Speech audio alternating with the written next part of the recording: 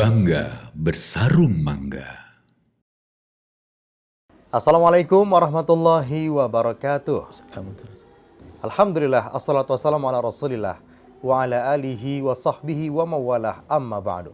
Pemirsa Al-Bahjah TV, kembali lagi berjumpa dengan saya Firas Wizi, yang insya Allah kita akan menemani waktu jelang berbuka puasa Ramadan para pemirsa tentunya, dengan program spesial Dakikoh, yang mana kita akan berbincang-bincang mengenai hal-hal menarik dan bermanfaat, tentunya bersama guru kita tercinta Buya Yahya. Namun sebelumnya kita akan sapa terlebih dahulu guru kita tercinta Buya Yahya. Assalamualaikum Buya. Waalaikumsalam warahmatullahi Sehat wabarakatuh. selalu, Buya. Alhamdulillah. Alhamdulillah. Semoga Allah senantiasa menjaga Amin. lahir batin kita. Amin, amin, amin. Baik sehat lahir, sehat batin, Amin. sehat diri, sehat keluarga, dunia akhirat insyaallah. Amin. Begitu juga dengan Buya sekeluarga. Amin. Amin insyaallah. Baik ya Buya, kita akan berbincang mengenai sahabat ya Buya. Karena dalam hidup kita ini tentu akan bertemu dengan orang lain, yang mana buah dari pertemuan ini adalah persahabatan itu sendiri. Namun bagaimana sih kita dalam memilih sahabat yang baik untuk kita? Baik, bismillah, alhamdulillah, wassalatu wassalamu ala rasulillah Sayyidina Muhammad bin Abdillah wa ala alihi wa ashabihi wa mu'alah. Amma ba'd. Sahabat itu sangat penting. Bahkan untuk mengukur nilai seseorang itu tidak bisa kita lihat langsung, tapi lihat dari siapa kawannya. Ya. Faltandur amman yukhalil ibaratnya. Hendaknya kau lihat seseorang kalau pengen tahu akhlaknya, keadaannya, faltandur, kau lihat dengan siapa dia bergaul. Dengan siapa dia berkawan. Kemudian perkawanan itu akan bisa saling mempengaruhi. Kalau baik akan mempengaruhi baik, kalau jelek akan mempengaruhi jelek. Maka dari itu kita harus pandai dong. Aku tidak boleh berkawan dengan orang kecuali yang orang itu mempunyai pengaruh baik kepada saya.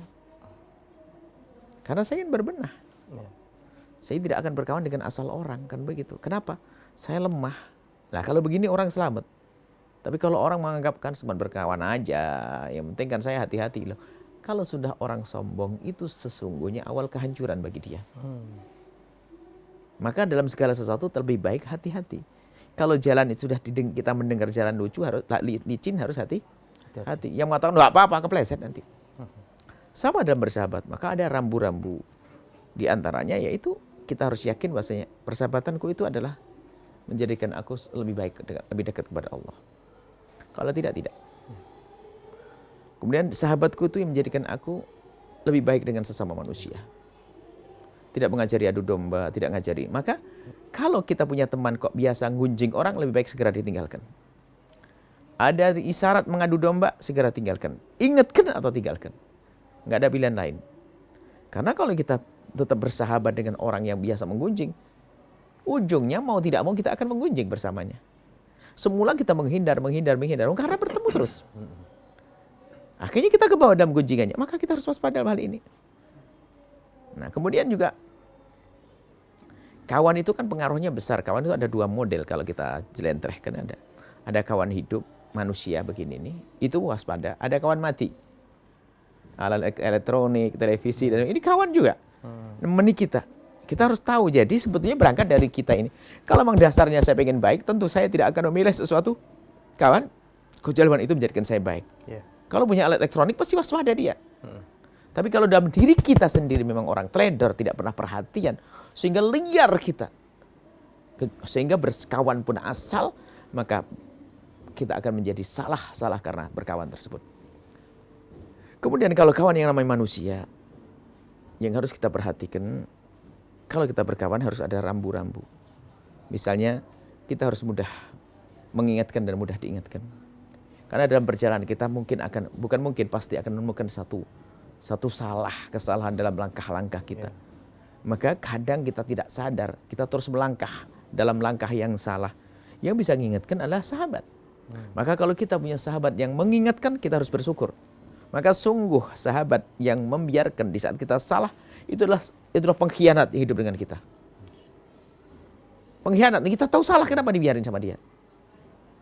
Nah ini persahabatan. Sehingga pastikan sahabat itu luas sekali. Namanya sahabat, guru bisa sahabat kok. Istri bisa jadi sahabat. Anak harus jadi sahabat. Intinya, siapapun dari sahabat kita, kalau tidak menjadikan kita semakin dekat kepada Allah, tidak usah jadi sahabat. Itu tolak ukur kita adalah dekat pada Allah atau tidak. Kalau bikin maksiat ya jangan dong. Masa aku bersahabat dengan orang semacam itu? Kita tambah dosa, ngeri. Nah, ini cara rambu-rambu supaya kita tidak liar bersahabat. Hanya mungkin ada orang mendekat dengan kita ingin bersahabat. Oke lah kita kenalan dan sebagainya. Tapi untuk kita lanjut menjadi sahabat harus kita pastikan bahasanya dia akan menjadikan sebab aku selamat. Dia tidak akan menjerumuskanku. Dia orangnya baik, lembut, akan menular kelembutan kepadaku. Seperti itu. Bukan asal ambil sahabat seperti itu. Bagaimana dengan bersahabat dengan lawan jenis begitu, Bu? Rambu-rambunya seperti apa mungkin? Bersahabat dengan jenis bukan sesuatu yang terlarang. Yang dilarang kan berduaan. Atau mulai asik-asik telepon berdua, itu sudah masuk wilayah syaitan. Tapi kalau bersahabat kenal dia, ya wajar saja hidup manusia kok. Kita pun jual beli kenal si fulanah biasa kenal. Tapi hindari bahasanya kita berduaan di tempat yang sunyi atau kita melakukan telepon yang sekiranya tidak ada orang mendengarnya. Biasanya kalau sudah begitu ini ada sesuatu. Atau kalau kita WA-an dengan dia kemudian buru-buru ingin kita hapus dan seterusnya. Pokoknya gini loh ya. Kita harus betul-betul aman bahasanya saya tidak akan terjerumus dalam urusan syahwat. Mata kita terjaga. Ada istilah khulwah, ada istilah ikhtilat. Khulwah itu berduaan laki perempuan yang bukan mahram mutlak haram, nggak ada tawar di sini. Tapi kalau ikhtilat bareng-bareng bersama, itu ada rambu-rambunya, syarat-syaratnya baru dikatakan haram atau tidak. Jadi kalau orang perempuan dan laki-laki itu berikhtilat, bercampur, itu tidak haram asalkan memenuhi 5 syarat. Yang pertama, sama-sama menutup aurat. Yang kedua, sama-sama orang yang menjaga matanya. Yang ketiga, orang yang di tempat yang terhormat. Di tempat yang terhormat. Yang keempat adalah yang dibincangkan adalah kalimat yang baik. Yang kelima adalah tidak dempet-dempetan. Jadi kalau misal di satu tempat ada laki-laki ini, secara hukum ya, ini paling rendahnya. Ada masalah hati-hati untuk naik pangkat pakai satir. Ini adalah hal kemuliaan. Jadi pada dasarnya kayak gini ya, laki situ perempuan ya wajar tetap. Tapi ingat, tidak ada buka aurat. Kemudian tidak ada yang ngomong jorok di tempatnya terhormat. Ya kan begitu. Maka itu hal yang boleh dan tidak dempet-dempetan. Kalau sudah dempet-dempetan jadi haram. Nah, ini adalah paling rendahnya tingkat halal. Cuman kalau pengen naik pangkat lagi, dipisah satirnya.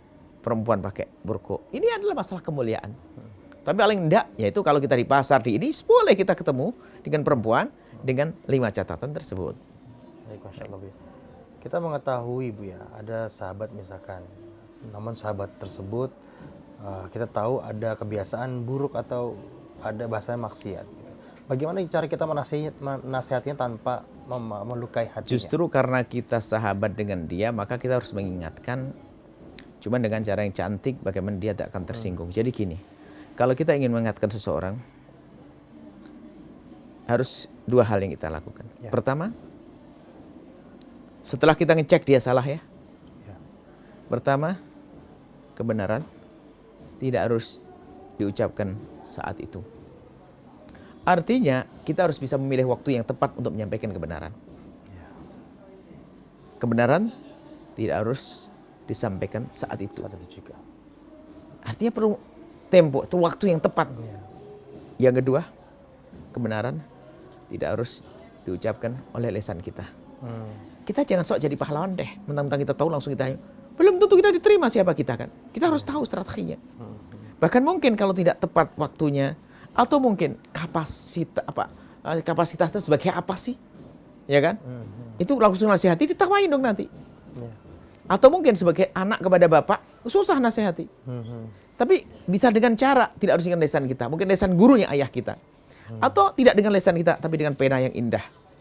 Mengirim surat dan sebagainya. Akhi, saudaraku tercinta, mohon maaf gini. Ini semata-mata karena kecintaan kepadamu, mohon maaf. Kalau ternyata ada yang tidak berkenan, tolong cukup dibakar saja kertas ini, tapi jangan disimpan di hati.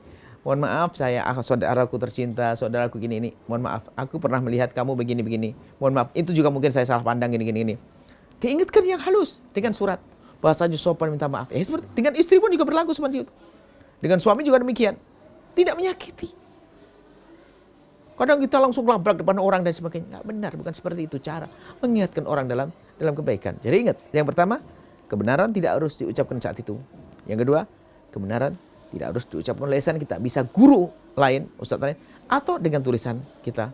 Kemudian setelah itu, jangan lupa di saat kita ingin mengingatkan seseorang, ambil air wudhu, lakukan sholat 2 rakaat, mohonlah kepada Allah, semoga Allah memberikan bimbingan pada mereka. Justru ini kekuatan agar kita tidak sok mengandalkan kefasihan lisan kita, kehebatan posisi kita, lalu kita bisa nundukkan orang, nggak bisa itu. Yang menundukkan orang adalah Allah, yang menjadikan orang patuh adalah Allah Subhanahu Wa Taala, seperti itu. Lalu, namun bagaimana Bu ya, ketika memang kita sudah coba berusaha menasihati dengan baik dan seterusnya, tetap saja sahabat kita itu melakukan hal yang demikian. Kalau kita ngerti makna persahabatan, ya nggak ada boleh bosan dong. Ya sampai kapanpun, sampai aku mati atau dia mati. Mau namanya amar ma'ruf nahi munkar, mengingatkan kebaikan nggak ada batasnya sampai kapanpun. Nggak boleh kita putus asa. Cuman yang perlu kita rubah adalah strateginya, caranya. Itu yang harus kita pilih. Kalau nggak senang dengan ini, mungkin dengan cara yang lain, terus cara yang lain. Sehingga kami selalu mengatakan, kalau seorang suami tidak sholat, jangan disuruh sholat. Dia akan marah karena disuruh sholat. Mungkin dimintai tolong saja, abang. Saya minta tolong bang, minta tolong. Suruh nyiapin apa? Abang undang orang, ada kegiatan pengajian, suruh apa? Dilibatkan dalam sebuah kebaikan. Atau misalnya suami nggak mau pengajian, ya jangan suruh pengajian dong. Tapi saya pengen bawa pengajian Buya. Yang ini yang bahasa, nggak bisa. Dia punya akal, punya kemauan kok. Caranya gimana? Sudah kamu yang manja dengan dia, baik dengan dia. Suruh ngantri pengajian aja. Nganterin dok. Nganterin sekali, 2 kali, 3 kali, 4 kali. Setelah 4 kali bilang, bang jangan di luar dong. Nanti kalau masuk ke dalam dikit bang. Masuk. Pelan-pelan. Ngaji. Jadi dengan cara yang halus, lembut. Itu namanya bijak. Cerdas dalam mengajak orang dalam kebaikan. Bukan setiap kita ingin lalu kita ucapkan. Kita pikirkan.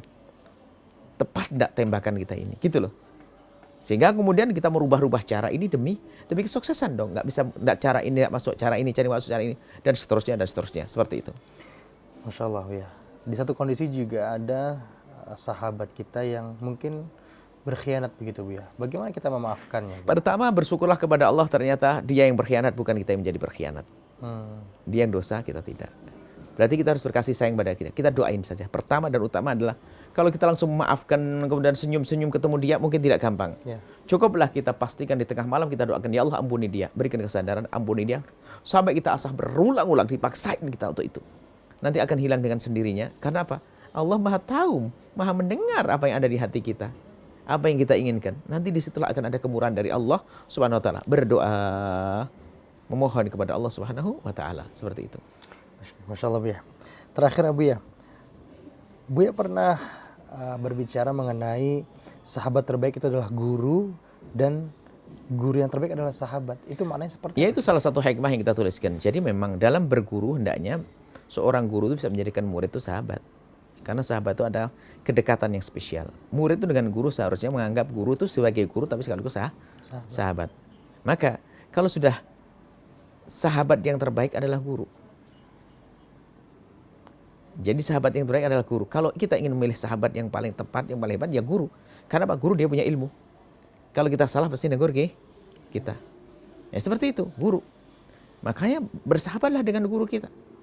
Kemudian guru terbaik adalah sahabat. Artinya, kalau kita sudah bisa menjalani bersahabat yang baik, maka seorang sahabat ini harus bisa menjadi guru kita.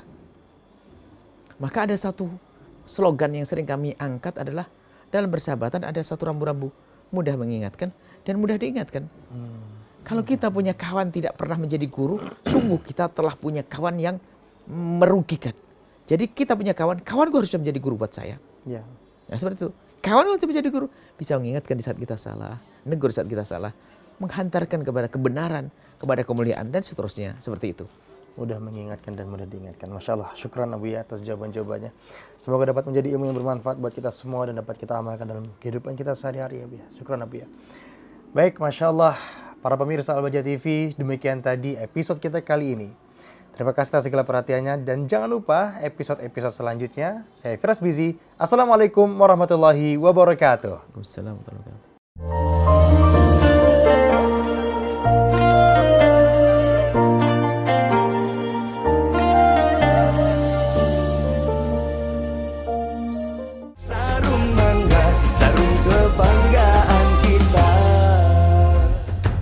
Bangga bersarung mangga.